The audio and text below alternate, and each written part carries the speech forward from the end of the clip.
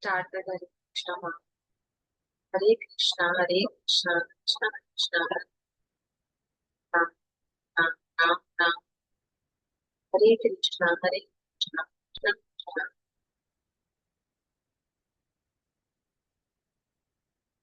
Krishna, Hare Ram. Susam Radha, Radha, Shri Radha, Radha, Shri Radha, Radha, Shri Radha. We are reading Bhagavad Gita as it is by His Divine Grace, Sri Bhaktivedanta Swami Prabhupada, founder Acharya of International Society for Krishna Consciousness. We are in chapter 12, text 13 and 14. One who is not envious but is a kind friend to all living entities, who does not think himself a proprietor and is free from false ego, who is equal in both happiness and distress, who is tolerant, always satisfied, self-controlled, and engaged in devotional service with determination, his mind and intelligence fixed on me, such a devotee of mine is very dear to me. Yes. Let's read the purport.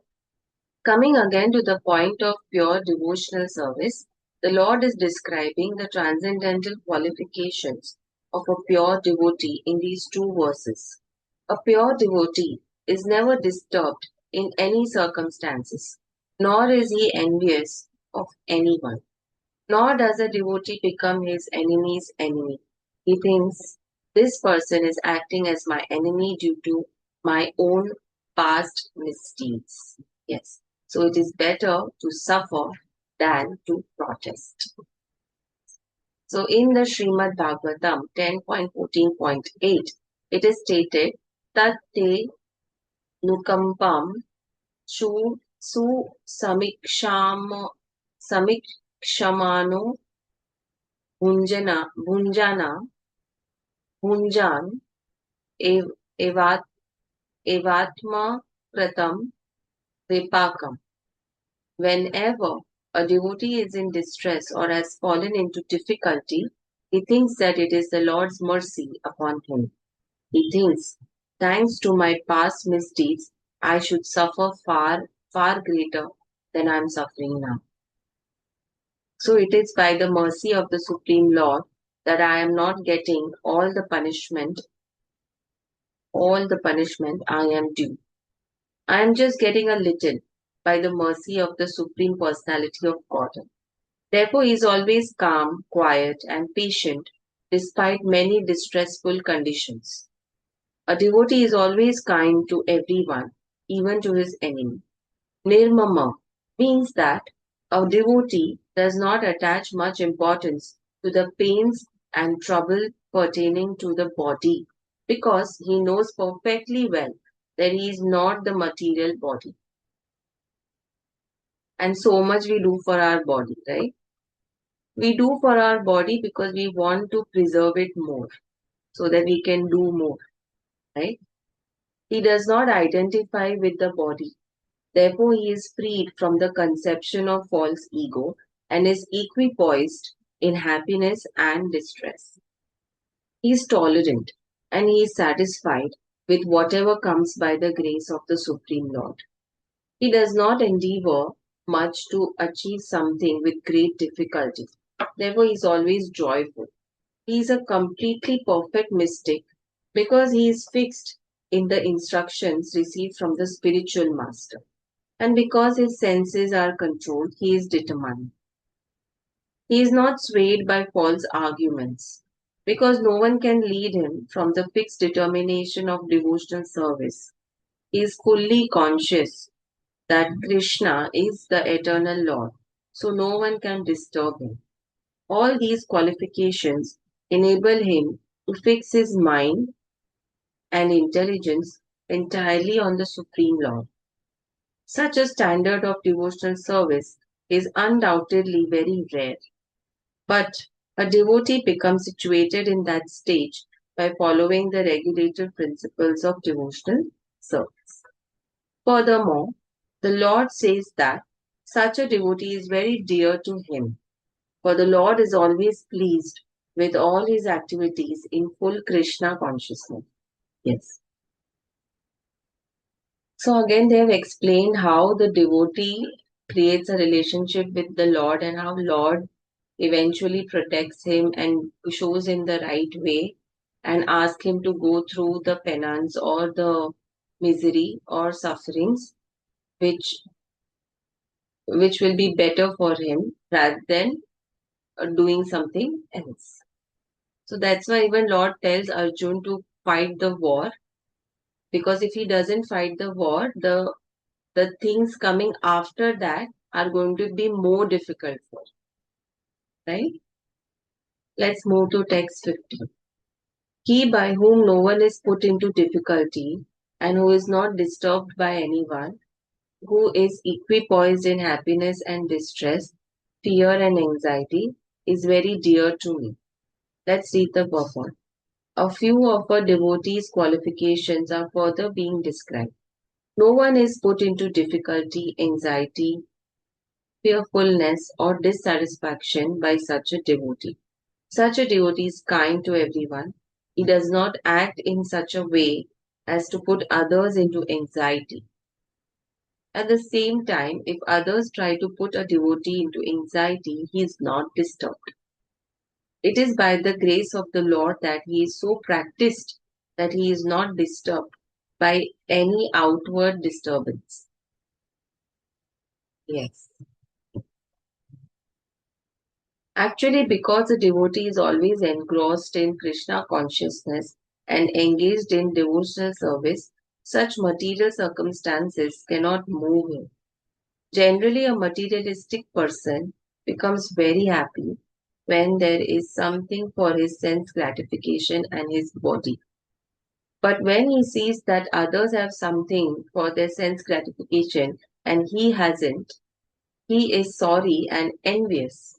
Yes, उसके पास है मेरे पास नहीं है, right? When he is expecting some retaliation from an enemy, he is in the state of fear. And when he cannot successfully execute something, he becomes dejected.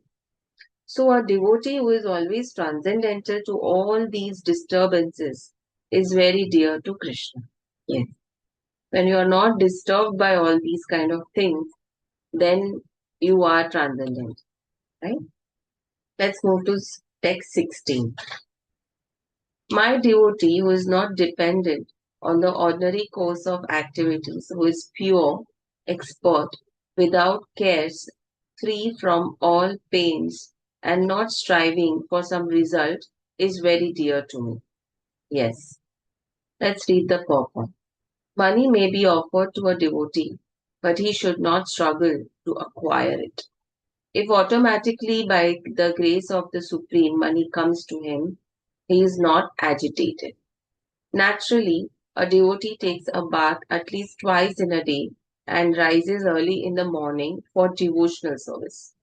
Thus, he is naturally clean both inwardly and outwardly. A devotee is always expert because he fully knows the essence of all activities of life and he is convinced of the authoritative scriptures. A devotee never takes the part of a particular party. Therefore, he is carefree. He is never pained because he is free from all designations. He knows that his body is a designation. So, if there are some bodily pains, he is free. The pure devotee does not endeavor for anything which is against the principles of devotional service. For example, constructing a big building requires great energy, and a devotee does not take to such business if it does not benefit him by advancing his devotional service.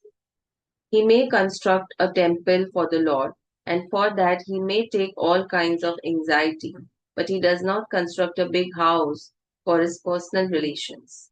Yes. Let's move to text 17. One who neither rejoices nor grieves, who neither laments nor desires, and who renounces both auspicious and inauspicious things, Such a devotee is very dear to me. Let's read the purport. A pure devotee is neither happy nor distressed over material gain and loss, nor is he very much anxious to get a son or disciple, nor is he distressed by not getting them. If he loses anything which is very dear to him, he is not distressed. He is transcendental in the face of all kinds of auspicious, inauspicious, and sinful activities. He is prepared to accept all kinds of risk for the satisfaction of the Supreme Lord. Nothing is an impediment in the discharge of his devotional service. Such a devotee is very dear to Krishna. So nothing is something necessary for to become a devotee. Nothing, it doesn't say that you have to do this so you will be a good devotee. He doesn't take this as a condition. There's no condition.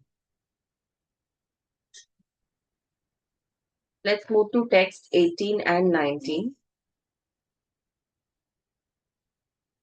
One who is equal to friends and enemies, who is equipoised in honor and dishonor, heat and cold, happiness and distress, fame and infamy, who is always free from contaminating association, always silent and satisfied with anything, who doesn't care for any residence, who is fixed in knowledge, and who is engaged in devotional service, such a person is very dear to me. Yes. So Krishna is telling you how how well are you a devotee and how can you be a better devotee every day. Let's read the purport. A devotee is always free from all bad association. What is a bad association? So if you are associated with people who are discriments, right? Discreants or miscreants. Sometimes one is praised and sometimes one is defamed. So even if you are friends, so they say now when if you're drinking a glass of milk in a bar, nobody's going to think that you're drinking milk. Everybody's going to think that you are drinking alcohol. So you don't want to keep this kind of company, right? Sometimes one is praised and sometimes one is defamed. That is the nature of human society. Yes. But a devotee is always transcendental to artificial fame and infamy, distress or happiness. So there may be many people around you who make you feel down, or there may be people whom you want to prove that you are not something, that they think that what you are.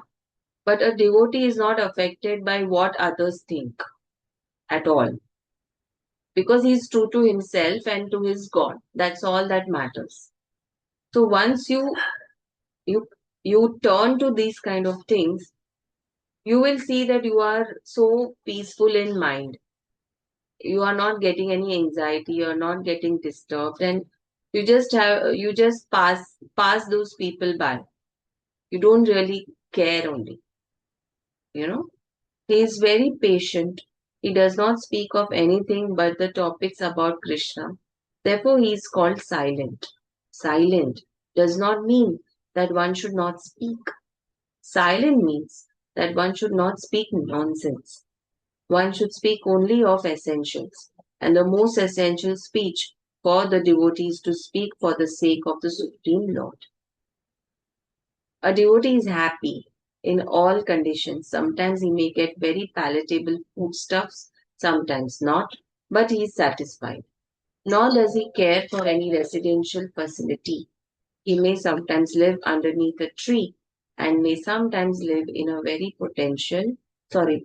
palatial building. He is attracted to neither.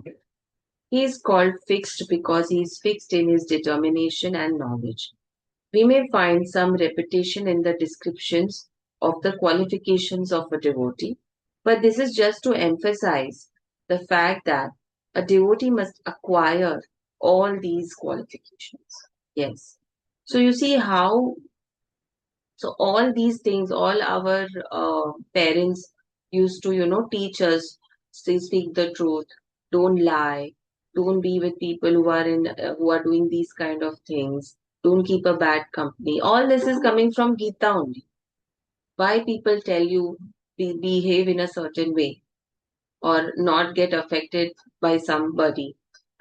It is God's way to tell you how to conduct yourself. Without good qualifications, one cannot be a pure devotee. So, in many ways, God is telling you to be in such a way so that you come back to God easily. You become a devotee, you are more likely to become that pure devotee and come back to God. One second.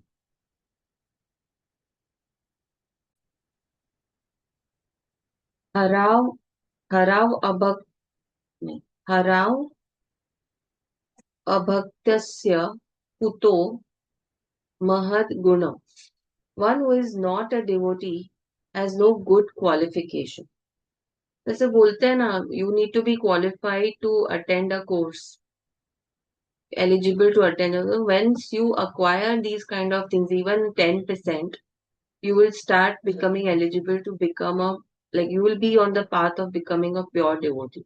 Unless you achieve these things, it is very difficult to become a pure devotee. So one who wants to be recognized as a devotee should develop the good qualification. Of course, he does not extraneously endeavor to acquire these qualifications, but engagement in Krishna consciousness and devotional service automatically helps him develop them. Yes. Let's move to text 20. Those who follow this imperishable path of devotional service and who completely engage themselves with faith, okay, making me the supreme goal, are very, very dear to me. Yes. Now he's trying to say that who keeps faith in me. So there is a difference between faith and belief. Belief comes with a certain ounce of doubt. I believe this is correct. So you are not very sure, you're not fully sure. But when it comes to faith, faith means you don't care if there is anything which is against against it or whatever. You have faith कि God exists. दुनिया चाहे कुछ भी बोले या कितने भी proof आ जाए सामने, you know God exists. So that is faith. When you say I believe God exists, there is a chance where someone can prove it to you that he does not exist, and you may turn to that. कि yeah, maybe it does not exist. But when you talk about faith, faith does not have any doubt at all. Let's read the purport. In this chapter, from verse 2 through the end, from my aveshya mano ye mam, fixing the mind on me, through yetu dharmam mratam idam, this religion of eternal engagement, the Supreme Lord has explained the processes of transcendental service for approaching Him. Such processes are very dear to the Lord, and He accepts a person engaged in them.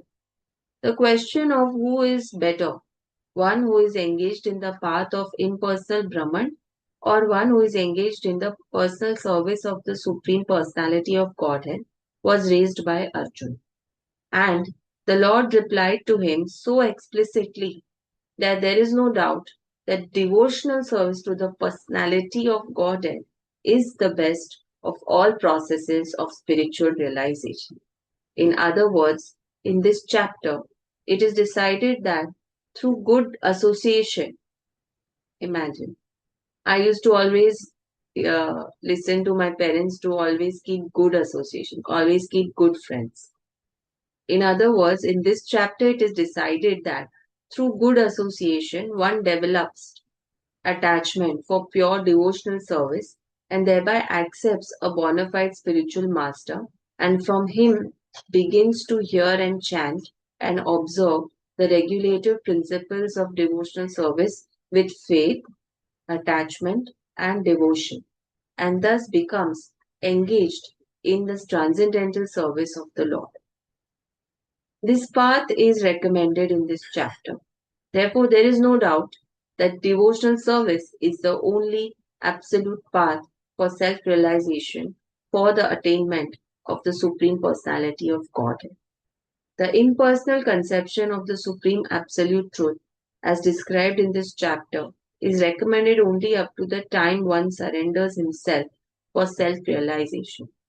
Unless you surrender yours, what is the meaning of surrendering yourself to self realization?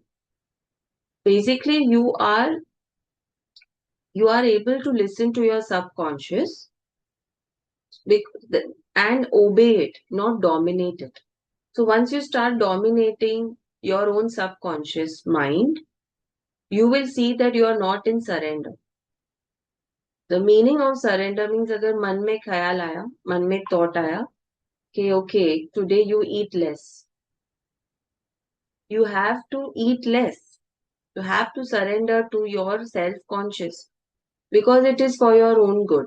You'll realize it later.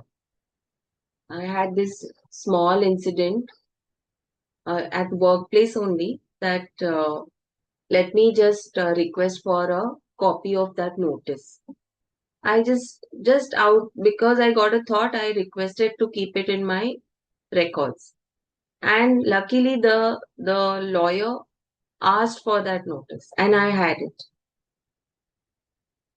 afterwards. So I was like, yes. So that's why I wanted the notice because he was going to ask for it later. So you see everything starts falling in place when you start obeying yourself. Start respecting yourself. Start respecting the thoughts that come to you because those are thoughts from the God, right? The impersonal conception of the Supreme Absolute Truth is described in this chapter. As described in this chapter, is recommended only up to the time one surrenders himself for self-realization. In other words, as long as one does not have the chance to associate with pure devotee, the impersonal conception may be beneficial. Unless you get, so to achieve those good qualifications, maybe uh, you can do impersonal devotion. In the impersonal conception of the absolute truth, one works without fruitive results, meditates and cultivates knowledge to understand spirit and matter. This is necessary as long as one is not in the association of a pure devotee. Fortunately, if one develops directly a desire to engage in Krishna consciousness in pure devotional service, he does not need to undergo step by step improvements in spiritual realization. Devotional service, as described in the middle 6 chapters of Bhagavad Gita, is more congenial. One need not bother about materials to keep body and soul together because by the grace of Lord, everything is carried out automatically. You got that? So thus end the Bhakti Vedanta purports to the 12th chapter of the Srimad Bhagavad Gita in the matter of devotional service. Yes. Let's end here with Hare Krishna Mahamantra. Yes. Sure.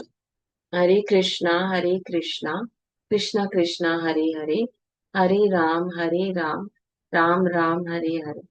Hare Krishna, Krishna Krishna, Hare Hare, Hare Ram, Ram Ram, Hare Hare. Let's do some Radha Jap. Radha, Shri Radha, Radha, Shri Radha, Radha, Shri Radha.